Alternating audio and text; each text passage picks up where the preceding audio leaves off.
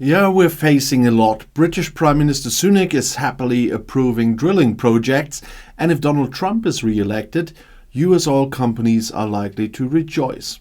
But both are also facing headwinds from unexpected directions. Never in 2000 years has a summer in the north been as hot as the one in 2023, and the Earth is heating up. Also because global greenhouse gas emissions are continuing to rise. To change this, participants in last year's UN climate summit, the COP28, agreed on a transition away from fossil fuels, but without a fixed timetable. Perhaps that is also why politicians continue to issue licenses for new oil and gas fields, such as Prime Minister Rishi Sunak for the North Sea. He wants to approach his nation's net zero target slowly, as he announced last year. He sees his country on course for climate neutrality. But neither Great Britain, nor my home country Germany, or the rest of the world are yet to do so. And last month, former US President Donald Trump promised a selection of oil executives during a dinner at his Mar-a-Lago club in Florida.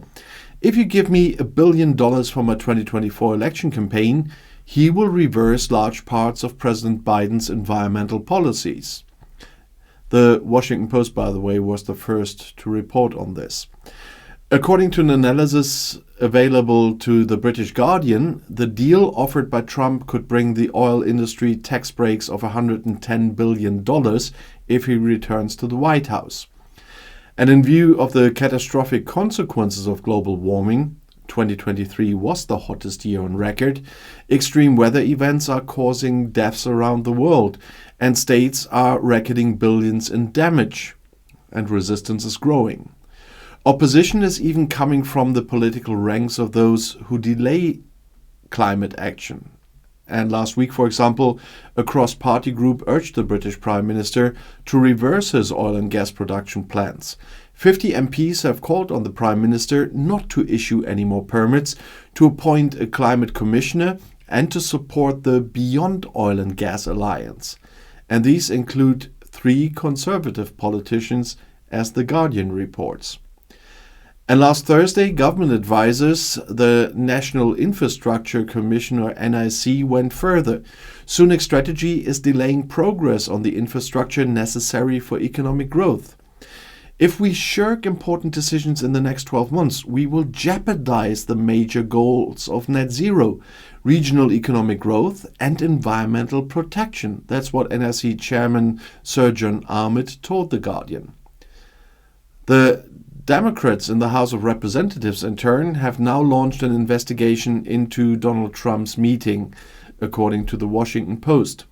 And according to the report, the Democrats in the House Oversight Committee have written letters to 9 oil executives asking them to provide detailed information about their company's participation in the meeting. These include executives from Chevron and ExxonMobil. It is questionable what the requests will achieve. The Democrats lack investigative powers because the Republicans control the House of Representatives. But if the oil companies refuse to provide information, the Democrats would not be allowed to subpoena the companies. However, Senator Sheldon Whitehouse, a staunch supporter of climate protection and chairman of the Senate Budget Committee, has also expressed interest in the details. And Whitehouse is probably authorized to subpoena people. Trump's comments at the dinner were practically an invitation to ask questions about political corruption and manipulation by big oil, as Whitehouse told the Washington Post by email. But the fact is, climate protection measures may pose an acute threat to the profits of oil companies, but climate change is a long-term threat to the global economy. Several studies have shown this in recent years. Researchers at the Potsdam Institute for Climate Impact Research recently warned that the global economy is at risk of shrinking by around a fifth by the middle of the century, and that damage of $38 trillion per year is to be expected. This damage would be 6 times higher than the estimated costs of climate protection measures. Climate protection costs money, but not protecting the climate costs even more, and there's no way to manipulate that. But hardly any other country in Europe has as much coastline as the United Kingdom, as you also know. But the Great British Seaside is an increasingly polluted one by sewage, and the reason for this are quite hair-raising. The British Queen Victoria loved the sea. Her bathing machine, a rolling beach cabin that protected her from prying eyes, can still be seen today on the private beach of her country estate Osborne House on the Isle of Wight. But anyone who wants to take a dip in the sea nearby these days could have an unexpected encounter with something that they supposedly said goodbye to forever when they flushed the toilet. Cowes Beach, located near Queen Victoria's residence, is the beach most polluted by untreated sewage in the entire country, as an analysis of official data by the environmental activist Friends of the Earth revealed. According to the data, dirty water flowed into the sea there for almost 5,000 hours last year. And this is anything but an isolated case, as a look at the website of another organization shows. Surfers Against Sewage provide a map that shows where untreated sewage has just been released into the sea. Small piles mark the places where bathing is strongly discouraged, and there are often quite a few of them. In England alone, untreated sewage was discharged into the sea on the coast for more than 440,000 hours in 2023, and a quarter of this was near bathing beaches.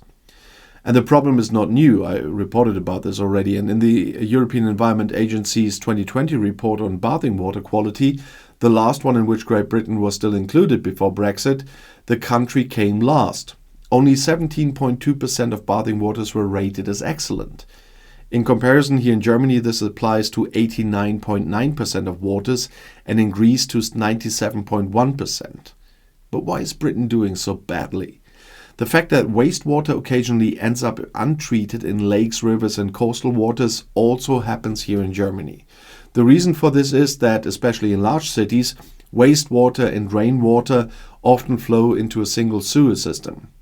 To ensure that the wastewater is not pushed back into houses and streets during heavy rainfall and that sewage treatment plants do not overflow, the sewer system is relieved by the so-called combined sewer overflow.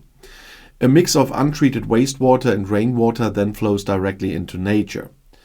But the problem is, in Great Britain, this has almost become the norm. In some cases, it even happens when it even hasn't rained. In principle, however, the combined sewer system is not the core of the problem, at least according to infrastructure expert and professor of economic policy Dieter Helm from the University of Oxford.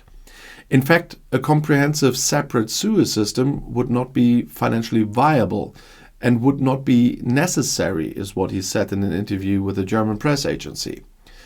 The problem is rather that in recent decades, little investment has been made in the existing sewage system, despite higher demands and a growing population. And according to Helm, the reason for this is a catastrophic failure of the supervisory authorities. The water suppliers, which were privatized at the end of the 1980s, were not prevented from paying dividends to their shareholders instead of investing, even with money that came from loans. It's like taking your own goalkeeper off the field in football and then doing without a referee, says Helm, who sees insolvency-like proceedings for the heavily indebted water supplier Thames Water as the only way out. But both major political parties in Great Britain have so far rejected this. Instead, the supervisory authorities are negotiating with the water suppliers about investment programs, which are expected to result in price increases of up to 44% for households, and many Britons find this shameless. Just in time for the start of the bathing season in Great Britain in mid-May, the news made headlines that even the idyllic Lake Windermere in the Lake District had been contaminated with feces. In the county of Devon, dozens of people fell ill with diarrhea and nausea due to contaminated drinking water. And expert Helm believes it will take at least 10 years before Britain's feces crisis is resolved. And if you want to know more that's less stinky, the next video is right here in the end screen. I'll see you there. I'll be back.